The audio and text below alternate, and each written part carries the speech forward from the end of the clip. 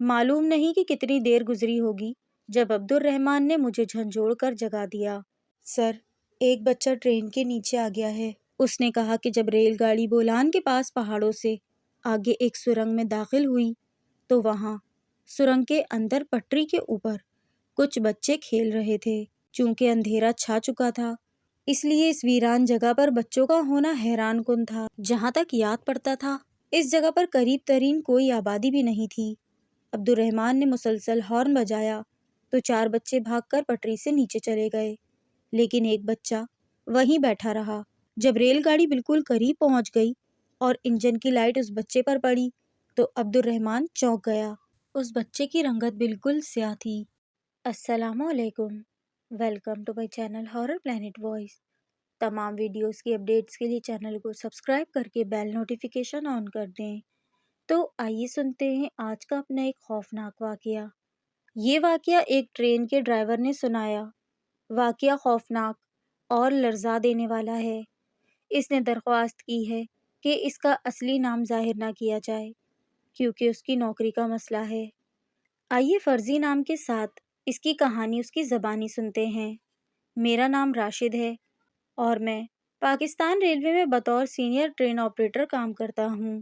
کچھ سال پہلے کی بات ہے، تب میں جعفر ایکسپریس کو روہڑی سے کوئٹہ تک آپریٹ کرتا تھا۔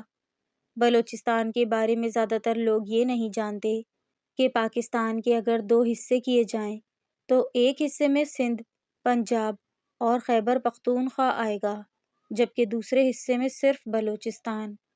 مطلب بلوچستان بہت ہی بڑا ہے۔ بلوچستان کی سرزمین پراسراریت سے بھری پڑی ہے۔ کہیں پر تو سنگلاخ پہاڑ ہیں اور کہیں پر ویران چٹیل میدان۔ ان پہاڑوں اور میدانوں سے جب ریل گاڑی گزرتی ہے تو ہم قدرت کی عجیب و غریب مخلوق دیکھتے ہیں۔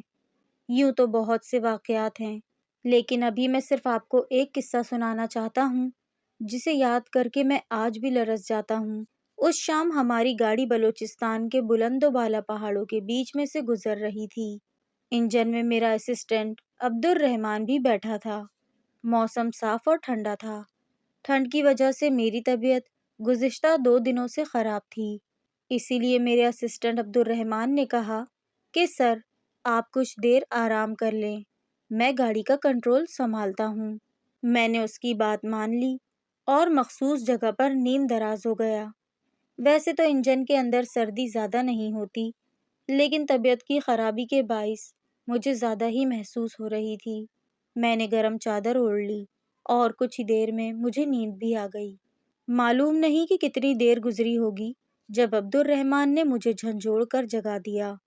اس کے جگانے کا انداز مجھے بالکل اچھا نہیں لگا۔ میں نے قدرے غصے سے پوچھا کہ کیا مسئلہ ہے؟ عبد الرحمن نے گھبرائی ہوئی آواز میں کہا کہ سر گستاخی کے لیے میں معافی چاہتا ہوں، لیکن مجھے ڈر لگ رہا ہے۔ غصے کے باوجود اس کی بات سن کر مجھے ہنسی آ گئی۔ میں چادر ہٹا کر اٹھ بیٹھا اور عبد الرحمن سے پوچھا کہ تمہیں ڈر کیوں لگ رہا ہے؟ تم بچے تو نہیں ہو؟ اس نے کہا سر میں واقعی بچہ نہیں ہوں، لیکن ایک بچہ ٹرین کے نیچے آ گیا ہے۔ عبد الرحمن کی بات سن کر میں پریشان ہو گیا۔ یہ کوئی معمولی بات نہیں تھی۔ میں نے پوچھا کہ کب آیا نیچے اور کس مقام پر؟ بچہ تھا کس کا؟ میرے 3 سوال ایک ساتھ سن کر عبد الرحمن مزید گھبرا گیا۔ اس نے کہا کہ سر بچہ تو تھا لیکن انسان کا نہیں تھا۔ یار کیوں مذاق کرتے ہو؟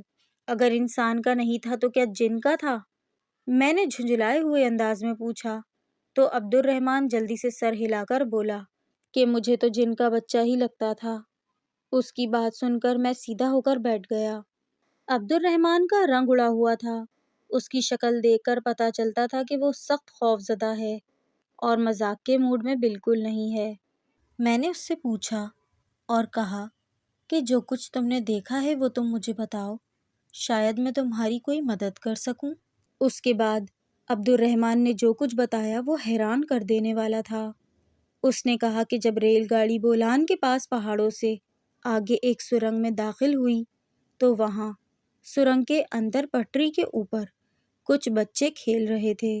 چونکہ اندھیرا چھا چکا تھا اس لیے اس ویران جگہ پر بچوں کا ہونا حیران کن تھا۔ جہاں تک یاد پڑتا تھا اس جگہ پر قریب ترین کوئی آبادی بھی نہیں تھی۔ عبد الرحمن نے مسلسل ہارن بجایا تو 4 بچے بھاگ کر پٹری سے نیچے چلے گئے، لیکن ایک بچہ وہیں بیٹھا رہا۔ جب ریل گاڑی بالکل قریب پہنچ گئی اور انجن کی لائٹ اس بچے پر پڑی تو عبد الرحمن چونک گیا۔ اس بچے کی رنگت بالکل سیاہ تھی اور وہ برہنہ تھا۔ سب سے عجیب بات تو یہ تھی کہ بچے کے ماتھے پر ایک ہی آنکھ تھی، وہ آنکھ بھی بہت بڑی تھی۔ عبد الرحمن نے گھبراہٹ میں بریک کھینچی، مگر تب تک بہت دیر ہو گئی تھی۔ ریل گاڑی کے آہنی پہیے اس بچے کے اوپر سے گزر گئے۔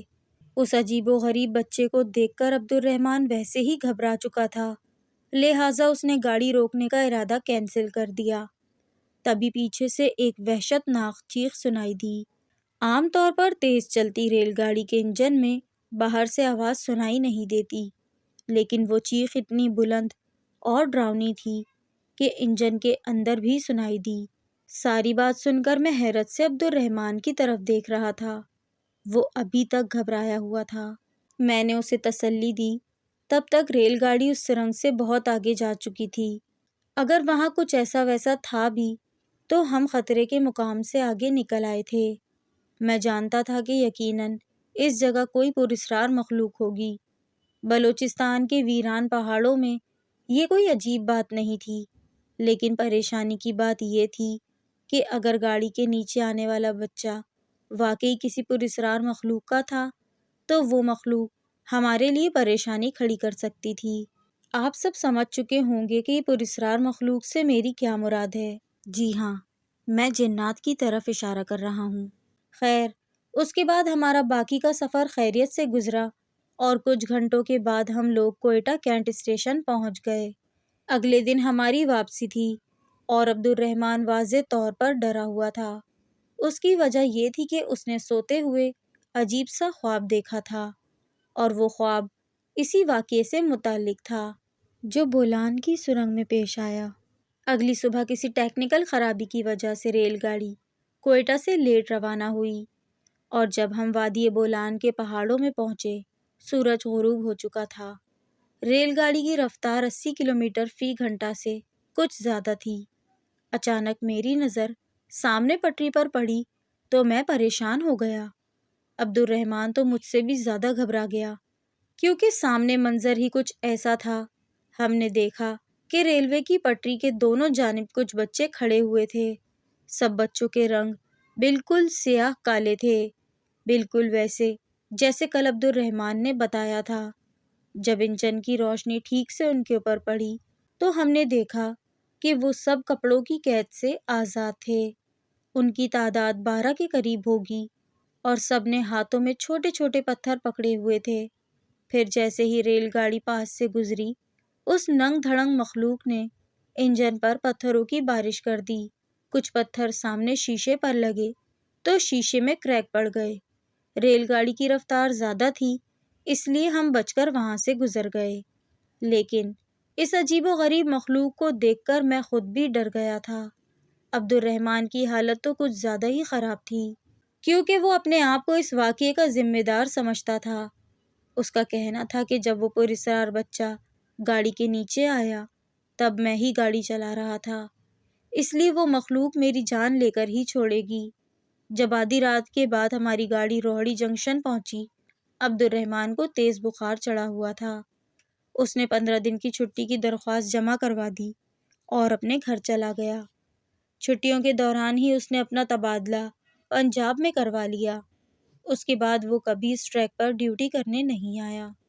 یہاں میں ایک بات بتاتا چلوں کہ اگلی بار جب میں ریل گاڑی لے کر کوئٹہ کے لیے روانہ ہوا تو اسی مقام پر سرنگ کے پاس میں نے اس مخلوق کو دوبارہ دیکھا۔ اس بار ان کی تعداد درجنوں میں تھی، لیکن اس سے پہلے کہ وہ ہمارے اوپر حملہ کرتے، میں نے انجن سے ہاتھ باہر نکال کر ان کی جانب ایک خط پھینکا۔ وہ خط اسی پراسرار مخلوق کے نام تھا، اور میں نے لکھا تھا کہ تم جو بھی کوئی مخلوق ہو ہمارا پیچھا چھوڑ دو، یہ ہمارا معمول کا راستہ ہے، ہم تمہارے راستے میں نہیں بلکہ تم ہمارے راستے میں آئے تھے۔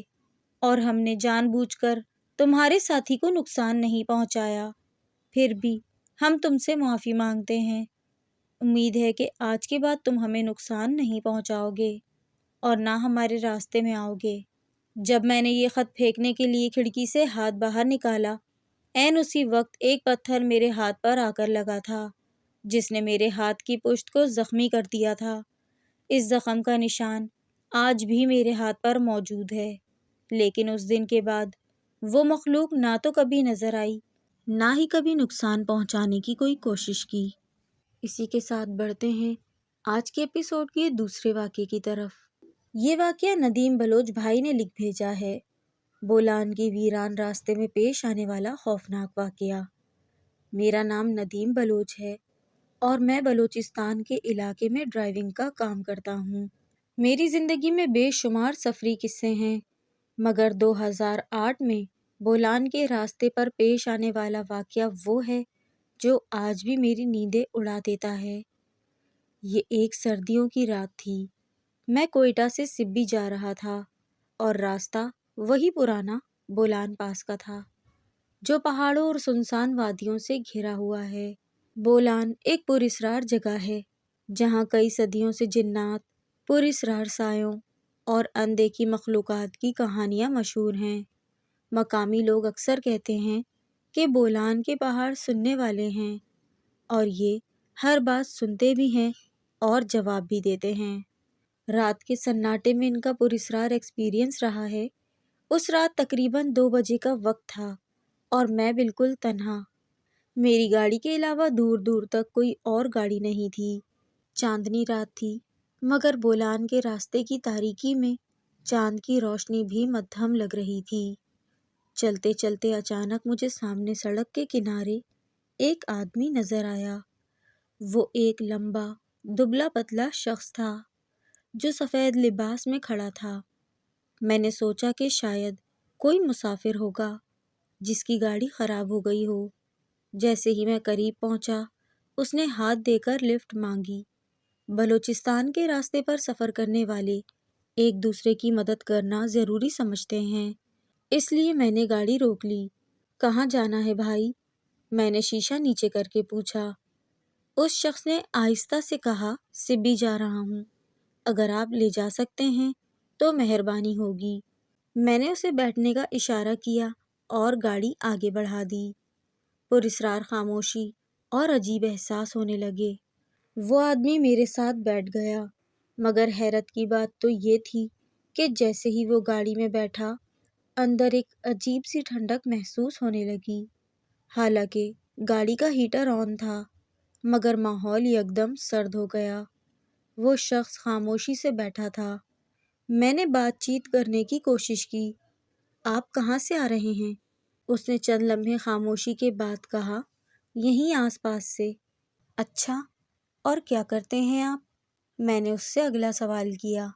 وہ پھر کچھ لمحے خاموش رہا، پھر آہستہ سے بولا، مسافر ہوں، ہر رات سفر کرتا ہوں۔ یہ سن کر تو میرے جسم میں ایک جھرجھری سی دوڑ گئی۔ ہر رات؟ کیا مطلب؟ میں نے حیرانی سے پوچھا۔ جو یہاں آتے ہیں وہ اکثر مجھے دیکھتے ہیں، اس نے دھیمی مگر گونجدار آواز میں کہا۔ اب مجھے گاڑی میں کچھ عجیب محسوس ہونے لگا۔ میرے ریئر ویو مرر میں نظر آیا کہ وہ شخص عجیب طریقے سے بیٹھا ہے۔ اس کے ہاتھ غیر معمولی لمبے ہیں اور اس کا چہرہ دھندلا لگ رہا ہے۔ میں نے دل کو سنبھالا اور دعا پڑھنی شروع کر دی۔ جیسے ہی میں نے آیت الکرسی پڑھی، وہ شخص اچانک زور زور سے ہنسنے لگا۔ ندیم بھائی، زیادہ دعائیں مت پڑھو، میں کچھ نہیں کہوں گا۔